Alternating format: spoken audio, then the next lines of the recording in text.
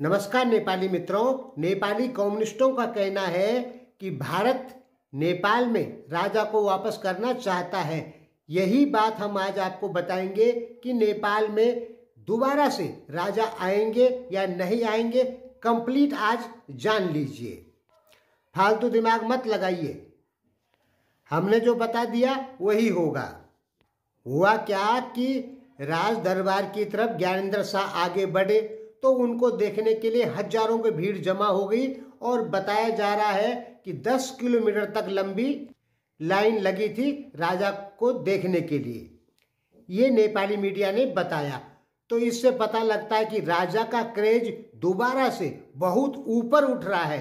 यानी नेपाल की जनता चाह रही है कि नेपाल से लोकतांत्रिक शासन प्रणाली खत्म हो जाए और नेपाल में दोबारा से राजा आ जाए। इससे पता लग रहा है। इसमें जो राजा विरोधी लोग हैं वो कह रहे हैं कि भारत राजा को वापस करना चाहता है ताकि राजा भारत की चाकरी करे। यानी नेपाली राजा को ब्लेम कर रहे हैं कुछ कम्युनिस्ट लोग कि राजा आएगा तो भारत के इशारे पर चलेगा। तो सही से हर कुछ जान लीजिए। देखिए, नेपाल में राजा कभी भी वापस नहीं आएगा, ये कन्फर्म है। ये बात अच्छे से जान लीजिए। मैं हूं हिंदू ब्राह्मण और राजा का कट्टर समर्थक हूं और मैं स्वयं चाहता हूं कि नेपाल में दोबारा से राजा आए, लेकिन मेरे चाहने से आपके चाहने से कुछ नहीं होगा। अब आप कहेंगे कि मैं राजा समर्थन क्यों हूं। कुछ लोग जो राजा को गलत मानते हैं उन्हें अपने दिमाग में एक चीज रखनी चाहिए कि नेपाली किंग की वजह से ही नेपाल बचा हुआ है। नहीं तो नेपाल का विलय या तो चाइना में हो जाता या भारत में हो जाता। नेपाल एकीकरण भी नेपाली राजा ने ही किया। यानी नेपालियों के अंदर जो स्वाभिमान है वो नेपाली राजा की वजह से है। अब चाहे वो कुछ राय गुरुंग मगर तमांग लोग विरोध करते हैं राजा का, कुछ ब्राह्मण क्षत्रिय जो कि कम्युनिस्ट हैं वो भी विरोध करते हैं राजा का, कुछ भी हो, लेकिन आपके अंदर जो स्वाभिमान है कि हम गोरखा हैं, ये स्वाभिमान भरा है नेपाली किंग पृथ्वीनारायण शाह ने या नेपाल के पहले के राजाओं ने। अब क्या भारत चाहता है कि नेपाल में राजा वापस आ जाए? हाँ, बिल्कुल भारत चाहता है कि नेपाल में राजा आ जाए और चाइना भी चाहता है कि नेपाल में राजा आ जाए। कारण क्या है कि भारत और अमेरिका का टकराव पिछले 70 साल से चल रहा है। अमेरिका ने भारत को बहुत भारी नुकसान किए, चाइना को अमेरिका ने फायदा किया, अपनी फैक्ट्रियां चाइना में लगाई, चाइना विकसित हो गया। लेकिन भारत लोकतंत्र देश होते हुए भी नेपाल में एक दलीय शासन प्रणाली का समर्थन करता है, यानी राजा का समर्थन करता है। चाइना तो कम्युनिस्ट है, वो तो एक दलीय शासन प्रणाली का समर्थन करेगा ही करेगा। यानी चाइना और भारत दोनों नहीं चाहते कि नेपाल में लोकतंत्र रहे, लेकिन नेपाल में लोकतंत्र ही रहेगा। कारण अमेरिका आज भी महाशक्ति है।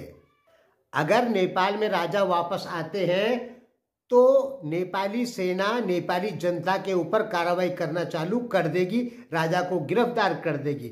हाँ, सेना यदि राजा का समर्थन करे तो कुछ हो सकता है, लेकिन सेना राजा का समर्थन नहीं करेगी, क्योंकि अब नेपाल संविधान की धाराओं में बंधा हुआ देश बन चुका है। इस संविधान को तोड़ना आसान नहीं है। इस संविधान को यदि आप तोड़ते हैं तो नेपाल में दोबारा से गृह युद्ध की शुरुआत हो जाएगी। दिमाग में घुसा के रख लीजिए, अगर नेपाल में राजा वापस आया तो नेपाल में दोबारा से गृह युद्ध शुरू हो जाएगा। कारण ठीक है, अमेरिका ताकत लगाएगा, माफ कीजिए, भारत चीन ताकत लगाएंगे कि राजा गद्दी पर बैठे नेपाल की गद्दी पे और लोकतंत्र शासन प्रणाली को उखाड़ फेंको नेपाल से। ध्यान में रखिए, नेपाल के मामले में, राजा के मामले में भारत चीन का मत एक ही है। अब भारत और चीन पूरी ताकत लगा देंगे कि राजा गद्दी पर ही रहे, लेकिन कुछ पश्चिमी ताकत जो है वो नेपाली जनता को भड़काएगी, उनके हाथों में हथियार देगी और फिर दोबारा से जन आंदोलन शुरू हो जाएगा। ध्यान में रखिए, अब नेपाल में राजा आने की कोई संभावना नजर नहीं आती है। हाँ, सरकार के ऊपर जनता ने प्रेशर दिया है, इसलिए राजा का समर्थन कर रही है। कुछ नेता लोग, राजेंद्र लिंगदेन जैसे लोग हैं, वो राजा के समर्थक जरूर हैं, लेकिन वो भी नहीं चाहते कि राजा पूरी पावर में आए। वो बस इतना ही चाहते हैं कि राजा आ जाए, राजा को गद्दी पे बिठा देंगे, राजा की सारी पावर संविधान की धाराओं में बांध देंगे। जैसे ब्रिटेन में महारानी है, लेकिन महारानी के हाथ में कोई पावर नहीं। जापान में सम्राट है, लेकिन सम्राट के हाथ में कोई पावर नहीं। तो इसी टाइप का राजा चाहते हैं नेपाल के कुछ लोग। राजेंद्र लिंगदेन जैसे लोग, दुर्गा परसाई जैसे लोग, सब अपनी रोटियां सेक रहे हैं। ठीक है, राजा से किसी को मतलब नहीं है। ओली से जो लोग नफरत करते हैं वो ओली के ऊपर प्रेशर डाल रहे हैं कि हम राजा को लाएंगे। सबको अपना अपना फायदा यहाँ पे नजर आ रहा है। दिल से राजा को कोई नहीं चाहता। हाँ, नेपाल की बहुत सारी जनता राजा को चाहती है, बाकी जो नेता लोग हैं वो राजा को कोई नहीं चाहता। इस कारण नेपाल में राजा आने की संभावना नहीं है। अब आप लोग चाहे कितना भी चिल्लाएं सड़कों पर, ज्यादा चिल्लाएंगे तो फिर गृह युद्ध होगा। राजा के मामले में एक चीज क्लियर है कि राजा गद्दी पे बैठेगा तो भारत चीन का समर्थन मिलेगा, लेकिन कुछ पश्चिमी ताकतें नेपाल में राय गुरुंग मगर तमांग जैसे लोगों को भड़का देगी राजा के खिलाफ, और फिर नेपाल में क्या होगा, खस क्षेत्री, खस आर्य वर्सेस मंगोलियन टाइप के लोगों के बीच में लड़ाई शुरू हो जाएगी। ये जो आपको मंगोल नेशनल ऑर्गेनाइजेशन देखते हैं, ये सब राजा विरोधी लोग हैं। मैं ये नहीं कहता कि सभी राय गुरुंग मगर तमांग लोग राजा विरोधी हैं, कुछ तो हैं, और कुछ ब्राह्मण क्षत्रियों में भी हैं जो राजा विरोधी हैं। ब्राह्मण क्षत्रियों के जो बड़े नेता हैं वो भी राजा विरोधी हैं कुछ। देखिए, मैंने साफ कह दिया कि मैं राजावादी आदमी हूं। मैं भी चाहता हूं नेपाल में राजा आए, लेकिन हमारे कहने से कुछ नहीं होगा। और आप लोग भी फालतू का दिमाग लगा रहे हैं कि नेपाल में राजा लाएंगे, नेपाल में राजा की वापसी नहीं होगी। आप चाहे कुछ भी कर लीजिए, ज्यादा करेंगे तो गृह युद्ध होगा, और गृह युद्ध होगा तो नेपाल फिर 20-30 साल पीछे चले जाएगा। तो मेरे हिसाब से आपको अपने देश का विकास, अभी आपके देश का विकास ठीक ठाक चल रहा है, बढ़िया विकास दर है।